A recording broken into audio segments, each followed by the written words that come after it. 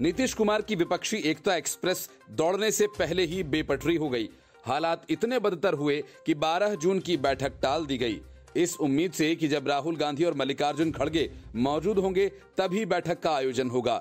तारीख तय नहीं है, अटकलें हैं कि 23 जून को बैठक होगी, लेकिन सवाल यह है कि राहुल गांधी की तारीखों के हिसाब से क्या ममता बनर्जी और अरविंद केजरीवाल के पास वक्त होगा। बैठक टालने से इतना जरूर है कि इस तरह एक बार फिर नीतीश कुमार के सपने चटक गए। जब से बीजेपी और एनडीए से अलग होकर दोबारा सीएम बने हुए हैं, वे केंद्र की सत्ता से बीजेपी को हटाने के लिए बिल्कुल तत्पर हैं। इसका हल उन्हें सिर्फ विपक्षी दलों की एकता में दिख रहा है। सीएम नीतीश अभी जिस एजेंडे पर चल रहे हैं, उनके मुताबिक अगर सभी विपक्षी दल एक साथ आ जाएं, तो बीजेपी को सत्ता से बेदखल किया जा सकता है। कर्नाटक में कांग्रेस की जीत के बाद इसकी मुहिम में और तेजी आई है। वे मई में ही दिल्ली में कांग्रेस अध्यक्ष मल्लिकार्जुन खड़गे पूर्व कांग्रेस अध्यक्ष राहुल गांधी से मुलाकात करके लौटे थे। इसके बाद 12 जून को विपक्षी दलों की महाबैठक का ऐलान किया गया, लेकिन राहुल गांधी और मल्लिकार्जुन खड़गे ने बैठक में अपनी जगह दूसरे नेताओं को भेजने का ऐलान किया तो मामला फंस गया। असल में कांग्रेस को तारीख नहीं बल्कि उस फॉर्मूले से दिक्कत है जिसके मुताबिक कांग्रेस को सिर्फ 200 सीटों पर लड़ने को कहा गया था, और तो और सीट बंटवारे में भी उसकी भूमिका सीमित कर दी गई थी। मतलब ये कि बिहार में नीतीश और तेजस्वी सीट बांटेंगे और बंगाल में ममता, यूपी में अखिलेश। ऐसे में कांग्रेस सिर्फ राजस्थान, हिमाचल, कर्नाटक, मध्य प्रदेश और राजस्थान जैसे राज्यों तक सिमट कर रह जाती। यही बात कांग्रेस को मंजूर नहीं थी। कांग्रेस 350 से कम सीटों पर चुनाव लड़ना नहीं चाहती और सीट का बंटवारा भी अपने मुताबिक चाहती है। पेच यहीं फंसा तो बैठक टालनी पड़ गई। दूसरी बड़ी बात यह कि नीतीश कुमार विपक्षी दलों को जोड़ने के साथ इस पर मेहनत भी कर रहे हैं कि कैसे उन छोटे और क्षेत्रीय दलों को भी एकजुट किया जा सके जो कांग्रेस के साथ जाने से कतरा रही हैं। ऐसे में कांग्रेस का इस मीटिंग से दूरी बनाने बैठक का असल उद्देश्य मुकम्मल नहीं होता दिखता। विपक्षी एकता की मुहिम में नीतीश कुमार, ममता बनर्जी, अरविंद केजरीवाल और सपा प्रमुख अखिलेश यादव को शामिल करने में सफल रहे हैं, जो कांग्रेस के खिलाफ आक्रामक रहे हैं। हाल ही में ममता बनर्जी ने नीतीश कुमार से मुलाकात के बाद कहा था कि उन्हें कांग्रेस के होने पर कोई एतराज नहीं, तो अखिलेश यादव के सुर भी बदले हैं। संसद भवन के उद्घाटन कार्यक्रम के बहिष्कार में विपक्षी एकता की झलक दिखी है, जहां कुछ विपक्षी दलों को छोड़कर बाकी दलों के नेता शामिल नहीं हुए थे। Bureau report, news of India. Delhi सचिवालय के अति सुरक्षित कमरे से घोटालों की फाइल्स में हेराफेरी किए जाने का मामला आखिरकार मनीष सिसोदिया की राह का कांटा बन गया और दिल्ली हाईकोर्ट ने उन्हें अंतरिम जमानत देने से इनकार कर दिया। मनीष सिसोदिया ने दिल्ली हाईकोर्ट से 6 हफ्ते की अंतरिम जमानत की मांग की थी, लेकिन हाईकोर्ट ने उनकी याचिका को खारिज कर दिया। कोर्ट ने टिप्पणी करते हुए कहा कि मनीष सिसोदिया जिस पद पर रह चुके हैं, उससे इस बात की आशंका बनी रहती है कि वह गवाहों और सबूतों को प्रभावित कर सकते हैं। मनीष सिसोदिया की जमानत का विरोध कर रही ईडी लगातार ये दलील दे रही थी कि मनीष सिसोदिया गवाहों और सबूतों के साथ छेड़छाड़ कर सकते हैं। इसके लिए ईडी ने अपनी दलीलों में इस बात का जिक्र किया कि सुप्रीम कोर्ट के फैसले की रात को सतर्कता विभाग के विशेष सचिव के कमरे से कई दस्तावेजों को गैर कानूनी तरीके से हटाया गया था। इसमें दिल्ली शराब घोटाला से संबंधित दस्तावेज भी शामिल हैं। दिल्ली पुलिस ने इस बाबत एफआईआर भी दर्ज की है। दिल्ली हाईकोर्ट में मनीष सिसोदिया की अंतरिम जमानत की अर्जी पर सुनवाई के दौरान ईडी के वकील जोहेब हुसैन ने ये दलील दी और कहा कि मनीष सिसोदिया को किसी किस्म की जमानत दिए जाने से सबूतों के नष्ट होने का खतरा है। इसके पहले दिल्ली हाईकोर्ट ने लोकनायक जयप्रकाश नारायण अस्पताल में भर्ती मनीष सिसोदिया की बीमार पत्नी के स्वास्थ्य स्थिति पर रिपोर्ट तलब की है और इसके पहले पूर्व डिप्टी सीएम मनीष सिसोदिया की ओर से पेश हुए वरिष्ठ वकील मोहित ठाकुर ने जस्टिस दिनेश कुमार शर्मा को बताया कि अदालत के आदेशों के मुताबिक सिसोदिया को उनकी पत्नी से मुलाकात करने के लिए घर ले जाया गया, लेकिन घर पहुंचने से पहले ही वे अस्पताल चली गईं। इस लिहाज से पत्नी के अकेले केयर टेकर नहीं हो सकते। इस बात को ध्यान में रखते हुए सख्त शर्तों को ध्यान में रखा जाना चाहिए। इस पर मनीष सिसोदिया की ओर से पेश वकील ने कहा कि ईडी के वकील पूर्वाग्रह से प्रेरित होकर ये बयान दे रहे हैं। ईडी के वकील जोहेब हुसैन ने सिसोदिया की पत्नी के मेडिकल मुद्दे के संबंध में एक रिपोर्ट पेश की और उनकी अंतरिम जमानत याचिका का विरोध किया। एडवोकेट जोहेब ने प्रस्तुत किया कि पहले की प्रिस्क्रिप्शन रिपोर्ट और वर्तमान प्रिस्क्रिप्शन रिपोर्ट समान है उनकी सेहत में कोई खास बदलाव नहीं आया है। उनकी पत्नी की तबीयत खराब हो गई, जिससे उन्हें एलएनजेपी अस्पताल में भर्ती कराना पड़ा। 2 जून को दिल्ली हाई कोर्ट में पूर्व डिप्टी सीएम मनीष सिसोदिया की ओर से पेश हुए वकील मोहित माथुर ने बीमार वाइफ का एकमात्र केयर टेकर होने का हवाला देते हुए अस्थायी रूप से जमानत पर छोड़ने का अनुरोध किया था। इस पर जस्टिस शर्मा ने अवकाश के दिन हुई सुनवाई के बाद अपने आदेश को सुरक्षित रख लिया।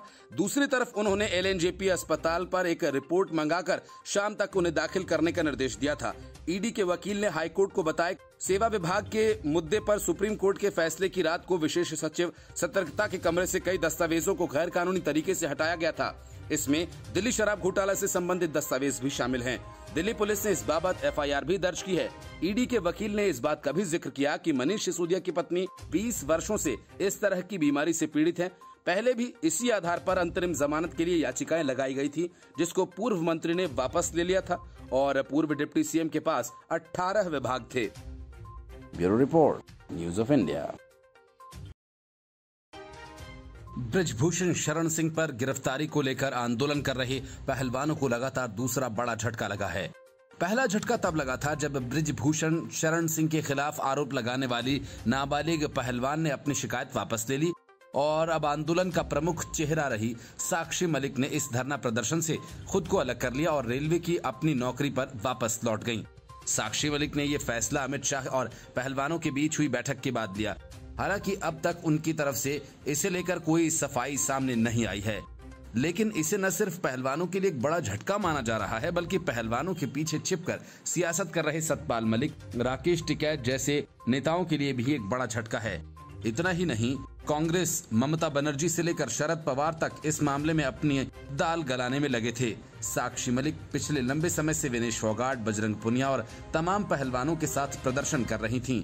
ये प्रदर्शन ब्रिजभूषण शरण सिंह की गिरफ्तारी को लेकर किया जा रहा था, जिससे अब साक्षी मलिक अलग हो चुकी हैं। इससे पहले प्रदर्शन करने वाले पहलवानों को तब बड़ा झटका लगा था जब नाबालिग पीड़िता ने ब्रिजभूषण शरण सिंह को लेकर अपना बयान वापस ले लिया था। साक्षी मलिक का प्रदर्शन से खुद को अलग करने का ये फैसला अमित शाह से मुलाकात के ठीक बाद सामने आया और इससे एक दिन पहले पहलवानों ने गृह मंत्री अमित शाह से मुलाकात की थी। अमित शाह से ये मुलाकात करीब 2 घंटे तक चली। हालांकि इस मुलाकात को लेकर अब तक पहलवानों की तरफ से कुछ भी नहीं कहा गया है। मुलाकात की खबरों के बाद माना जा रहा था कि पहलवानों का प्रदर्शन खत्म हो सकता है और इस पूरे विवाद का हल निकल सकता है। बीजेपी सांसद और भारतीय कुश्ती संघ के अध्यक्ष रहे ब्रिजभूषण शरण सिंह को बड़ी राहत मिल सकती है। महिला पहलवानों की तरफ से लगाए गए यौन उत्पीड़न के आरोप में ब्रिजभूषण पर गिरफ्तारी की तलवार लटक रही थी, लेकिन अब नाबालिग महिला पहलवान की तरफ से अपना बयान वापस ले लिया गया, जिसके बाद अब सिंह के खिलाफ दायर एफआईआर से पॉक्सो की धाराओं को हटाया जा सकता है। Bureau report, news of India. Lookout notice जारी हो जाने के बाद ममता बनर्जी की बहू और अभिषेक बनर्जी की पत्नी रुजिरा बनर्जी दुबई के लिए फ्लाइट पकड़ने की तैयारी में थीं, लेकिन ऐन वक्त पर उन्हें कोलकाता एयरपोर्ट पर रोक लिया गया। ईडी ने 2 दिन बाद रुजिरा को पूछताछ के लिए समन दिया है। ऐसे में रुजिरा को कोलकाता एयरपोर्ट पर रोके जाने को इसी से जोड़कर देखा जा रहा है। सूत्रों का कहना है कि रुजिरा के खिलाफ लुकआउट नोटिस जारी किया गया और इसी वजह से उन्हें कोलकाता एयरपोर्ट पर अधिकारियों ने रोका। ममता बनर्जी के भतीजे अभिषेक बनर्जी की पत्नी रुजिरा ईडी की रडार पर हैं। कोयला तस्करी मामले में मनी लॉन्ड्रिंग के आरोपों के संबंध में ईडी उनके खिलाफ छानबीन कर रही है। अभिषेक बनर्जी से इस मामले में कई बार पूछताछ हो चुकी है। रुजिरा बनर्जी को भी पूछताछ के लिए ईडी का समन मिला। पिछले साल सितंबर में इसी मामले को लेकर अभिषेक से ईडी अफसरों ने करीब 8 घंटे तक सवाल जवाब किए थे। 27 नवंबर 2021 को सीबीआई की कोलकाता एंटी करप्शन ब्रांच ने पश्चिम बंगाल के कुछ हिस्सों में ईस्टर्न कोलफील्ड्स लिमिटेड के लीज होल्ड एरिया से कोयले के अवैध खनन और उठाव में भ्रष्टाचार का मामला दर्ज किया। ईस्टर्न कोलफील्ड लिमिटेड सार्वजनिक उपक्रम की कंपनी है जो कोल इंडिया लिमिटेड के स्वामित्व की है। ये कंपनी पश्चिम बंगाल और झारखंड में कोयला खनन करती है। मामला तब सामने आया जब मई से अगस्त 2021 के बीच सतर्कता विभाग और ईसीएल टास्क फोर्स ने जांच में पाया कि ईसीएल के पट्टे पर अवैध रूप से खनन और उसकी ढुलाई हो रही है। जांच टीम ने मौके से कई खनन मशीन और कोयला जब्त किया। कोयले का पूरा खेल बंगाल के आसनसोल से लेकर पुरुलिया और बाकुंडा तक और झारखंड में धनबाद से लेकर रामगढ़ तक फैला है। इस क्षेत्र में ऐसी कई खदानें हैं जो बंद हैं, लेकिन वहां माफिया अभी भी खनन कर रहे हैं। नवंबर 2020 में सीबीआई ने इसी मामले को लेकर ईसीएल और CISF के अधिकारियों पर केस दर्ज किया। सीबीआई के मुताबिक अनूप मांझी इस पूरे घोटाले का सरगना है। इसके अलावा ECL के महाप्रबंधक अमित धर और जयेश चंद्र राय सहित कई लोगों पर मामला दर्ज किया गया। कुल घोटाला 1352 करोड़ रुपए का है और सीबीआई ने 28 नवंबर 2021 को बंगाल में ताबड़तोड़ 45 जगहों पर छापेमारी की। टीएमसी सांसद अभिषेक बनर्जी के करीबी विनय मिश्रा के ठिकानों पर भी छापे मारे गए। इसके बाद कुछ गवाहों ने रुजिरा के firm leaps and bounds management service LLP का नाम लिया। 19 अप्रैल 2012 को अभिषेक ने एक company leaps and bounds private limited शुरू की। तीसरी कंपनी 2017 में शुरू हुई थी, जिसमें उनके साथ उनके पिता अमित भी पार्टनर थे। सीपीएम ने 2013 में आरोप लगाया था कि ममता बनर्जी की मदद से अभिषेक बनर्जी ने अपनी फर्म का इस्तेमाल पॉन्जी योजनाओं के लिए किया। सीपीएम ने आरोप लगाया कि 2 साल में अभिषेक बनर्जी की फर्म का कारोबार 300 करोड़ रुपए तक पहुंच गया। आरोपों के तुरंत बाद अभिषेक ने निदेशक पद को छोड़ दिया। सीबीआई रुजिरा से घोटाला के इस केस में पूछताछ कर चुकी है। Bureau report, news of India. Rahul Gandhi जब भी विदेश जाते हैं तो उनका इरादा वहां बैठकर भारत के बारे में नकारात्मक बातें फैलाना होता है। अब अमेरिका जाकर भी वह वही काम कर रहे हैं। जॉर्ज सोरेस और सुनीता विश्वनाथ से 60 गांठ की खबरों के बीच राहुल गांधी ने महात्मा गांधी से लेकर सुभाष चंद्र बोस तक सभी को NRI बताया और कहा कि आधुनिक भारत के रचयिता NRI हैं, जिन्होंने बाहरी दुनिया को देखा। राहुल गांधी ने कहा कि स्वतंत्रता संग्राम से जुड़े बड़े नेता महात्मा गांधी, BR अम्बेडकर, सरदार वल्लभ भाई पटेल, जवाहरलाल नेहरू और सुभाष चंद्र बोस सभी NRI थे जो विदेश से होकर भारत आए और जानते थे कि बाहरी दुनिया कैसी है। कांग्रेस नेता राहुल गांधी ने कहा कि महात्मा गांधी एक NRI थे। ऐसा कह सकते हैं कि भारत का स्वतंत्रता आंदोलन दक्षिण अफ्रीका से प्रारंभ हुआ। मेरे दादाजी नेहरू, अंबेडकर, सरदार पटेल, सुभाष चंद्र बोस सब NRI थे। राहुल गांधी के न्यूयॉर्क में संबोधन के दौरान कहा कि भारत फिलहाल 2 विचारधाराओं के कारण संघर्ष कर रहा है। पहला कांग्रेस समर्थित और दूसरा भाजपा और RSS समर्थित। लेकिन कांग्रेस के सिद्धांत और हमारी विचारधारा महात्मा गांधी की विचारधारा से मेल खाती है, जो NRI थे और बहुत सुलझे हुए व्यक्ति थे। भाजपा की विचारधारा पर राहुल ने बोला कि भारतीय जनता पार्टी के विचार महात्मा गांधी की हत्या करने वाले नाथुराम गॉडसे से मेल खाते हैं। वह हिंसक और गुस्सैल व्यक्ति है, साथ ही जीवन की सच्चाई का सामना करने में असमर्थ है। राहुल ने बालासोर रेल हादसे के बारे में न्यूयॉर्क में बात की और बोले कि जब कांग्रेस के राज में रेल हादसे होते थे तो वे लोग अंग्रेजों पर दोष नहीं मढ़ते थे, लेकिन भाजपा RSS वाले तो कह देंगे कि 50 साल पहले कांग्रेस ने ऐसा किया था, इसलिए ऐसा हो गया। कांग्रेस नेता ने RSS पर निशाना साधते हुए कहा कि देश में नफरत फैलाने के लिए कुछ संस्थाएं जिम्मेदार हैं, जिन्होंने लोकतंत्र को चलाने वाली संस्था पर कब्जा कर लिया है। Bureau report, news of India. विपक्षी एकता की गाड़ी राहुल गांधी के गिव एंड टेक के दलदल में फंस गई है, लेकिन दूसरी तरफ NDA की गाड़ी में पुराने और जांचे परखे डिब्बे तेजी से जुड़ते जा रहे हैं। बीजेपी NDA से नाता तोड़कर अलग हो चुके सहयोगियों की वापसी का ताना बाना बुन रही है, ताकि 2024 में विपक्ष के मंसूबों पर पानी फेर सके। चंद्रबाबू नायडू से लेकर ओम प्रकाश राजभर को दोबारा से NDA में लाने की रणनीति बनाई जा रही है। TDP के अध्यक्ष चंद्रबाबू नायडू ने अमित शाह और बीजेपी अध्यक्ष JP नड्डा से मुलाकात की। माना जा रहा है कि 2024 के लोकसभा चुनाव में गठबंधन को लेकर तीनों नेताओं के बीच बातचीत हुई। तेलंगाना विधानसभा चुनाव से पहले बीजेपी और TDP के गठबंधन पर मुहर लग जाएगी। बीजेपी और TDP न सिर्फ आंध्र प्रदेश में बल्कि तेलंगाना विधानसभा चुनाव और 2024 का लोकसभा चुनाव भी गठबंधन के तहत लड़ेंगे।